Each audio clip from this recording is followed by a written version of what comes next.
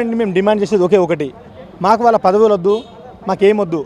ఏదైతే వాళ్ళు కాంగ్రెస్ మేనిఫెస్టోలో పెట్టినటువంటి తొలి 100 రోజుల్లో 2 లక్షల ఉద్యోగాలు మేము భర్తీ చేస్తామన్నారు. వీళ్ళ మోకాలు చూస్తే వీళ్ళకి అంత ఇచ్చేటువంటి కెపాసిటీ లేదని మాకు అర్థమవుతుంది. కానీ కనీసం తక్కువలో తక్కువ 50,000తోనైనా కూడా నోటిఫికేషన్ వస్తుందేమో అని చెప్పేసి ఈ జూన్ 2న మన తెలంగాణ ఫార్మేషన్ డే మనం ఎన్నో ప్రాణాలు బలిదానాలు ఇచ్చి మన రాష్ట్రాన్ని మనం సాధించుకున్నాము.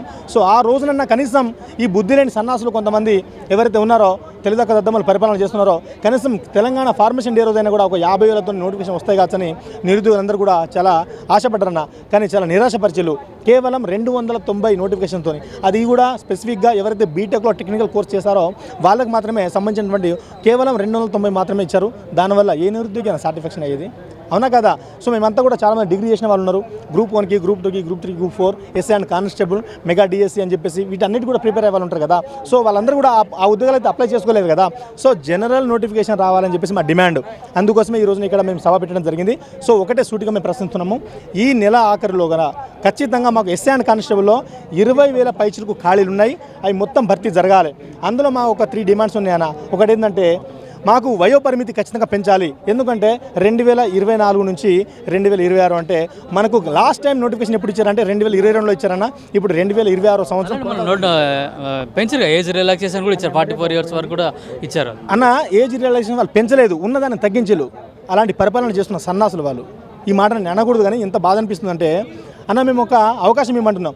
వీళ్ళు వచ్చిన కాడి నుంచి ఇప్పటిదాకా ఒక్క ఎస్ఐ కానిస్టేబుల్ నోటిఫికేషన్ ఇవ్వలేదు. వాళ్ళు పెట్టినటువంటి 31 జియో అది ఒక వ్యాలిడ్ అయిపోయిందన్న. ఆ 31 జియో కూడా 1 year అవకాశం ఇచ్చారు, 2 years అవకాశం ఇచ్చారు. ఆలోగా ఒక్క నోటిఫికేషన్ ఇవ్వలేదు. ఇస్తే అందరికీ కూడా వయోపరిమితి వచ్చేది.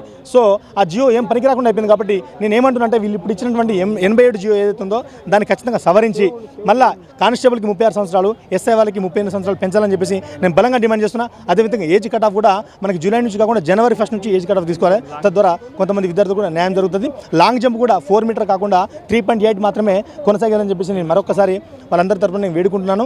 అన్న నిజం చెప్పాలంటే తెలంగాణ రాష్ట్రంలో ఎందుకు మన రాష్ట్రం ఏర్పడ్డదన్న నియామకాల గురించి మేజర్ పార్ట్ కదా. సో కొట్లాడి తెచ్చుకున్న తెలంగాణలో ఇలా నియామకాలు జరుగుతలేవు. మా బాధ ఎవరికి చెప్పుకోవాలన్నా? మేము మాట్లాడితేనేమో ఇవి ఈ పార్టీ వాళ్ళ ఆ పార్టీ వాళ్ళు అంటున్నారు. కొంచెం మన వాళ్ళకి బుద్ధి ఉండాలి కదన్న. సో కాబట్టి వీళ్ళు చేసేది గుప్పెడంతా చెప్పుకునేది కొండంత అని చెప్పేసి వీళ్ళు ఇలా 290 పోస్టులు ఇచ్చి పాలాభిషేకం చేసుకుంటున్నారు. నవ్వుకుంటున్నారు అందరూ. అంటే ఇప్పుడు 290 అది జనరల్ నోటిఫికేషన్ కాదు. అందరూ కూడా దాన్ని అప్లై చేయరు. స్పెసిఫిక్ ఎవరైతే బీటెక్ చేస్తారో అలా టెక్నికల్ కోర్స్ వాళ్ళకి ఆ పనికి వస్తాయి. సో కాబట్టి రేవంత్ రెడ్డి గారు దయచేసి మాకు మీ మీద ఎలాంటి కోపం లేదు, పగలేదు సార్. మీరు ఏంటైనా కూడా మా యొక్క రాష్ట్రానికి మీరు ముఖ్యమంత్రి గారు, మీరు బాస్, మేము ఒప్పుకుంటాము. గౌరవంగా మిమ్మల్ని మేము చాలా రిక్వెస్ట్ చేస్తున్నాము.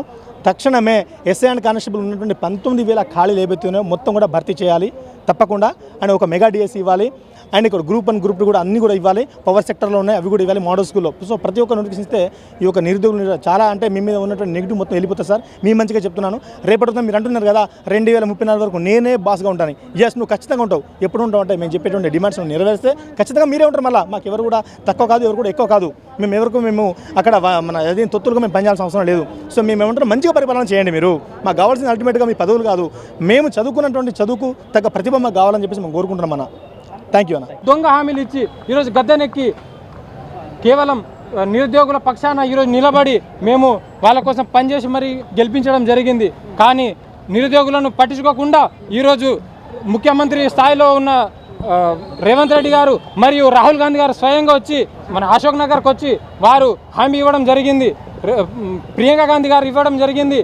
వాళ్ళు ఎక్కడ ఉన్నారు? ఈరోజు వాళ్ళు వచ్చి ఇక్కడికి అశోక్ నగర్కి వచ్చి మరి అడగాలి. ఇప్పుడు ఎన్ని నోటిఫికేషన్లు ఇచ్చినారు, ఎంతమందికి పోస్టులు భర్తీ అయినాయి, 40,000, 60,000, 80,000 అని నంబర్లు చెప్తున్నారు. కానీ నిజమైన నంబరు ఆర్టీఐ ద్వారా పెడితే 13,000 మంది మాత్రమే, 13,000 మంది ప్లస్ ఉద్యోగాలు మాత్రమే ఇచ్చినారు. కానీ అఫీషియల్గా నోటిఫికేషన్ ఇంతే ఇచ్చినారు. కానీ దానికి ఎలాంటిది వాళ్ళు 60,000, 70,000 అని చెప్తున్నారు. కానీ కేవలం వాళ్ళ రాజకీయం గురించి మాత్రమే చెప్తున్నారు తప్ప ఇది భవిష్యత్తులో నిరుద్యోగులు వాళ్ళ గొంతులు బలంగా వినిపిస్తారు.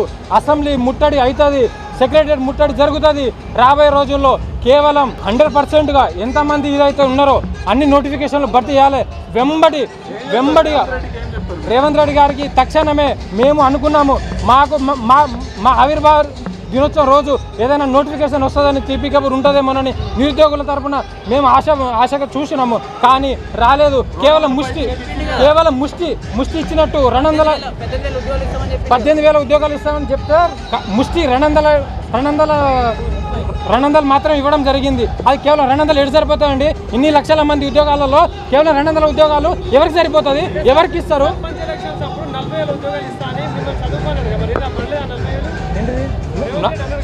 రాలేదండి. వాళ్ళు కేవలం గత ప్రభుత్వం అని బీఆర్ఎస్ ప్రభుత్వం ఇచ్చిన నోటిఫికేషన్లు మాత్రమే ఇచ్చారు తప్ప వాళ్ళు సొంతంగా ఇచ్చింది ఏం లేదు.